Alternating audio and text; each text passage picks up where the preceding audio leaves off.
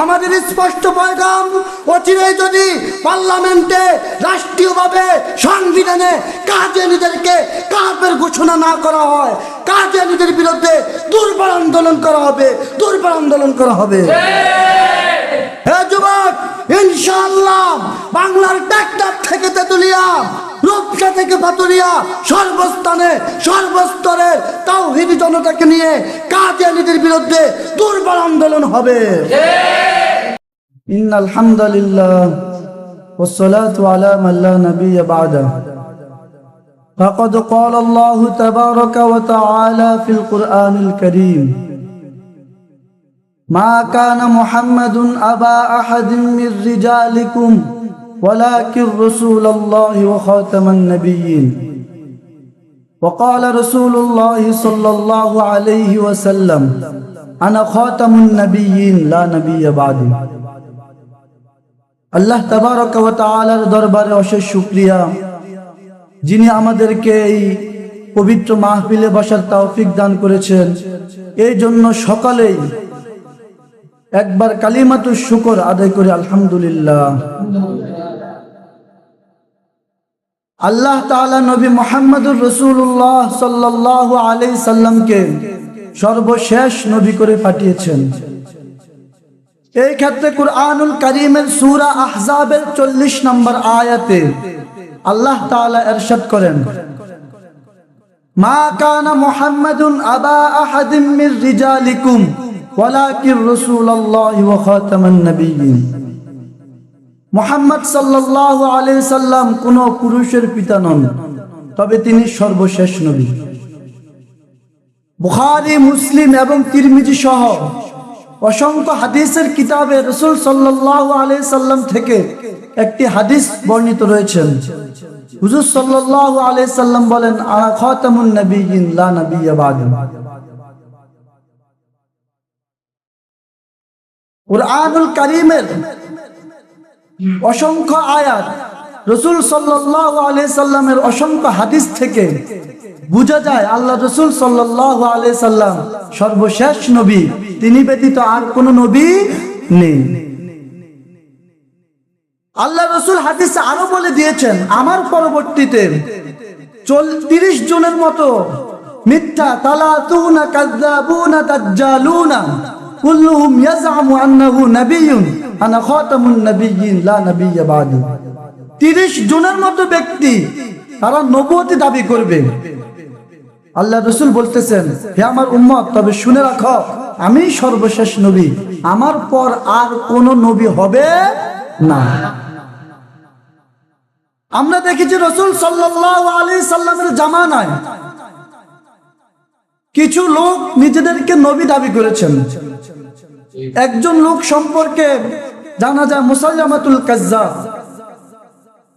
হযরত আবু বকর রাদিয়াল্লাহু তাআলা আনহুর খেলাফত কালে তিনি এই মুসাইলামাতুল কাজ্জাবের বিরুদ্ধে সশস্ত্র সংগ্রাম করেছিলেন এবং আবু বকর বলেছিলেন, আমি আবু বকর বেঁচে থাকবো আর আমার নবীর খতমে নবুয়তের সিংহাসন নিয়ে টানা হেচড়া হবে, এটা কখনোই হতে পারে না।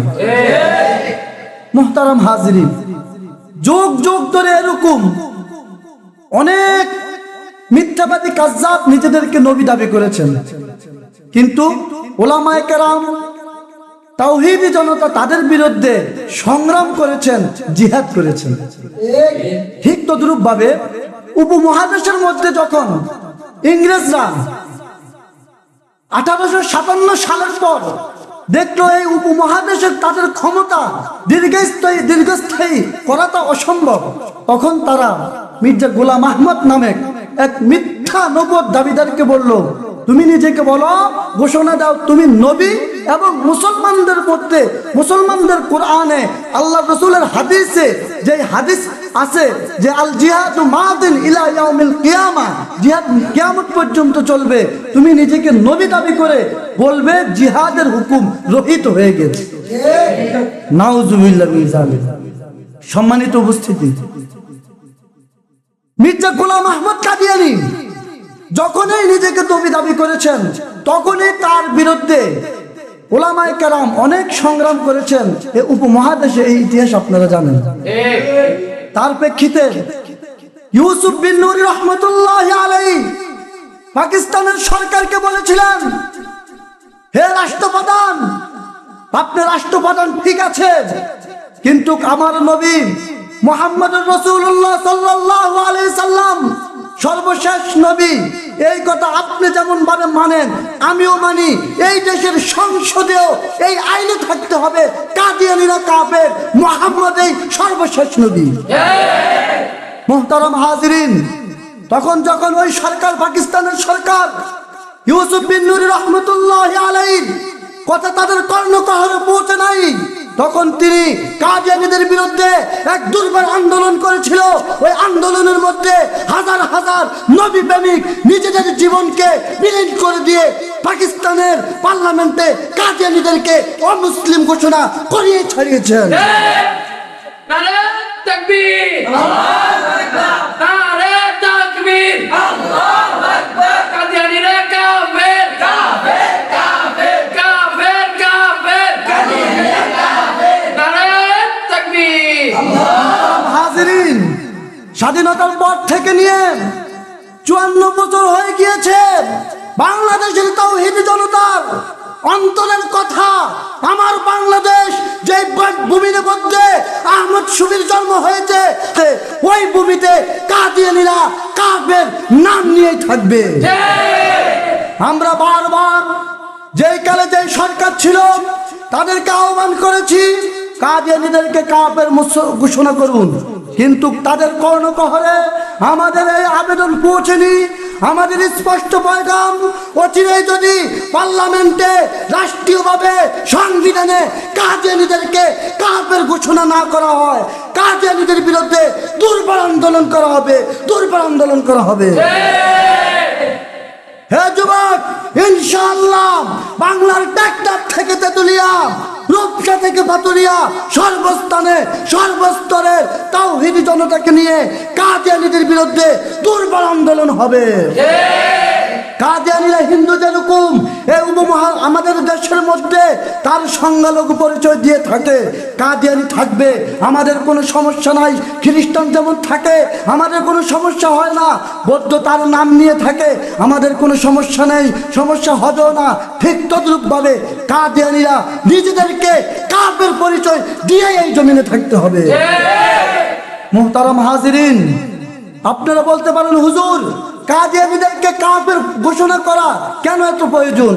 আমি বলবো, যখন এই বাংলাদেশ থেকে একজন কাদিয়ানী মুসলিম সার্টিফিকেট ধরে বাংলাদেশ সরকার থেকে ভিসা নিয়ে সৌদি আরব গিয়ে হজ আদায় করে মদিনাতুল মুনাওয়ারায় বুক ফুলিয়ে রাসূল সাল্লাল্লাহু আলাইহি সাল্লামের রওজা দিয়ে হাঁটাহাঁটি করে, আর রাসূল সাল্লাল্লাহু আলাইহি সাল্লাম তখন কেন জানি ডেকে ডেকে বলে, হে বাংলার তাওহীদি জনতা, তোমরা থাকতে এই নাফরমান বেঈমান কাফের কিভাবে আমার রওজার কাছে এসেছে?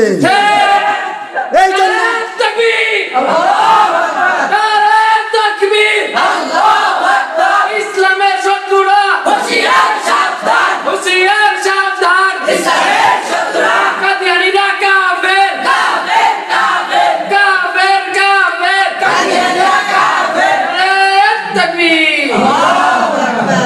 এই জন্য আমাদের ইমানি দায়িত্ব আল্লাহ রসুলের খতমে নবুয়তের সিংহাসনকে হেফাজত করবে।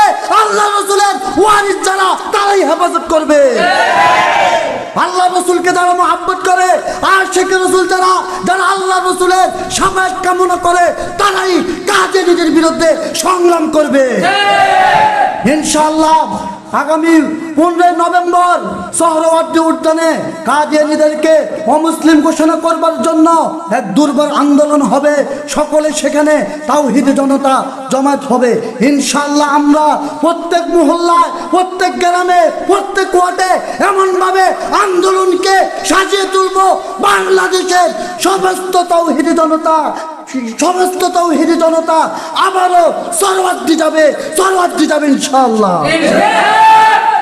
আল্লাহ তাআলা আমাদেরকে আল্লাহ রসুলের ইজ্জত রক্ষা করে, আল্লাহর জমিনকে পবিত্র করে, আল্লাহর দিনকে পরিপূর্ণভাবে মানার তৌফিক দান করুক। এই বলে আমি আমার বক্তব্য এখানে শেষ করছি। নাসরুম মিনাল্লাহি ওয়া ফাতহুন করিব ওয়া বাশশিরিল মুমিনিন। আসসালামু আলাইকুম ওয়া রাহমাতুল্লাহ।